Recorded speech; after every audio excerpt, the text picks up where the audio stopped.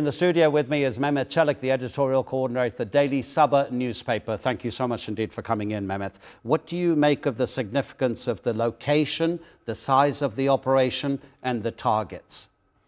Well, first of all, I think it's a very multidimensional issue when we talk about Daesh as a very tangible security issue that continues to threaten Turkey. When we look at the location, we know that it is not just one specific area. Turkey has been carrying out, especially in the past month, very significant anti-Daesh operations across the country. Nearly 200 people have been arrested. And this was, I think, one of the operations as part of that intelligence gathering that was targeting the group. The reason I believe why it took so long is that the terrorist group was using civilians, women and children as a shield, actually, as a human shield. And to make sure that the civilian harm is minimized. I think that's why security forces took their time to handle the issue with care, because they used children as a shield, basically, as part of this operation. When we look at the regional and even global implications of current Daesh operations from Australia to Syria to Nigeria, and the fact that Daesh continues to threaten different Muslim groups in different countries shows that Daesh is operating, to say it very bluntly, Adnan, as an instrument in the hands of an external intelligence actor. I think this is something that we need to not put aside. We need to think about that. How Daesh came about, why is Daesh continue to act as an destabilizer in our region at a time where Syria is trying to establish itself, at a time where Turkey's influence is growing, at a time where Islamophobia is on the rise in the Western countries. So this is, of course, at a broader level, we need to look at this. But looking at Turkey's counter-terrorism operations ahead of New Year's, of course, these are very tight security measures in major cities, as intelligence shows that they are in preparation of carrying out attacks, especially against non-Muslims and different areas. So Turkey is taking these threats very seriously, trying to tighten all security measures to ensure that none of these sleeping cells are actually able to come out and carry out any attacks against citizens or non-citizens in the country. These are really, really important points you make, Mehmet. This is a transnational terrorist organization. You forgot to mention Pakistan and Afghanistan, countries in Africa as well. I was reading in your publication, the Daily Sabah, that Turkish intelligence had been recently to the Afghan-Pakistan border and discovered details about these Daesh cells here in Turkey. Just last week, they arrested 115 Daesh terror suspects who were planning attacks on New Year's Eve. Is this a continuation of that sweep operation? And can Turkey do it alone? As I say, it's a transnational terror group. I think Turkey's approach to counterterrorism is something that we need to look at as well. It's very comprehensive. Turkey does not differentiate between different terrorist groups. Any non-state actor that seeks to threaten its citizens or the region, Turkey has its very firm stance against any of those groups, be it YPG, be it Daesh, be it other groups, FETÖ.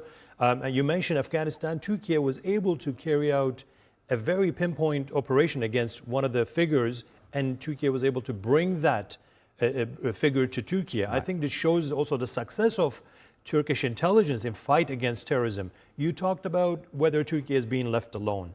Let's see who was able to put boots on the ground and fight against Daesh significantly in Syria during the civil war.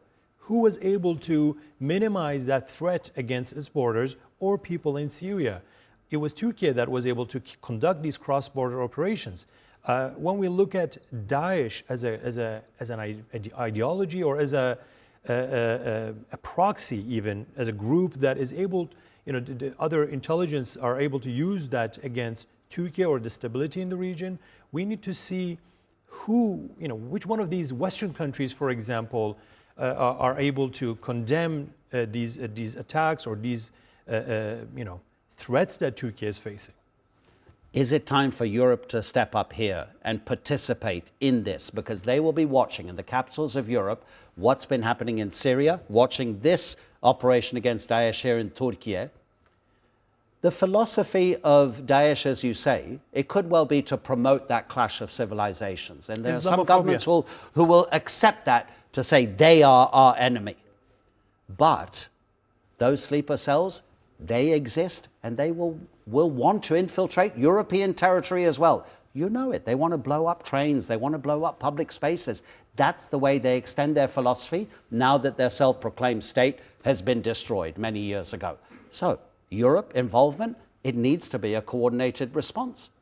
I think, terrorism targets not just one citizen of a certain country. Terrorism, it's, as you said, it's transnational. It targets humanity. If the civilization that we think is the first class, the Western civilization, it's not going to work to eliminate this threat against humanity, then they're not doing their responsibility. And that accountability is on their shoulder as well, because it cannot be just Turkey, Syria, Iraq fighting these terrorist groups. It has to be a transnational one. You mentioned Africa. Actually, after relative stability established in Syria, or the fight against terrorism was successful in Syria, these groups have moved to Central Asia and Africa, as you mentioned. I think this is, this is a very clear picture that terrorism requires a fight from the international community as a united front, because Africa alone cannot eliminate that threat in itself, especially when we talk about underprivileged societies that, terrorism becomes very, finds these locations as a very fertile ground for them, for their activities. So if there is if there isn't a fight with a united front, and terrorism is not taken seriously as one threat against the whole international community, when one suffers, the other one will wait for their turn. Very briefly, Mehmet, we have also Daesh operating in Syria. We're going to come to that just after we finish our discussion.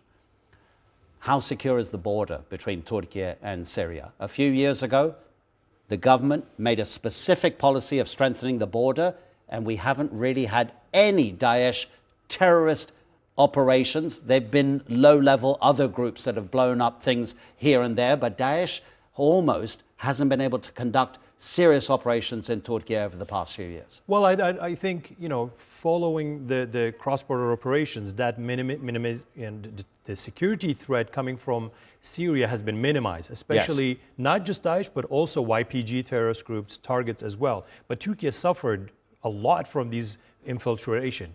After those, Turkey took very tight measure to minimize that. And Turkey, as a policy, not only deals with the terrorist operations when it comes to its borders, but before it actually can come closer to the border. This is why Turkey finds stability in Syria as one of the very main pillars of its own security. And an unstable Syria means an unstable Turkish border as well. So this is why when it comes to intelligence sharing, when it comes to very targeted operations, be it the YPG, and I think we should highlight that as well, or Daesh operations, Turkey takes it very seriously, and Turkey is willing to go all the way to eliminate terrorism from its region. We should also mention about Terror-Free Turkey initiative that seeks to eliminate the terror not from within Turkey, but as a region-wide project to bring instability, to bring stability to the region.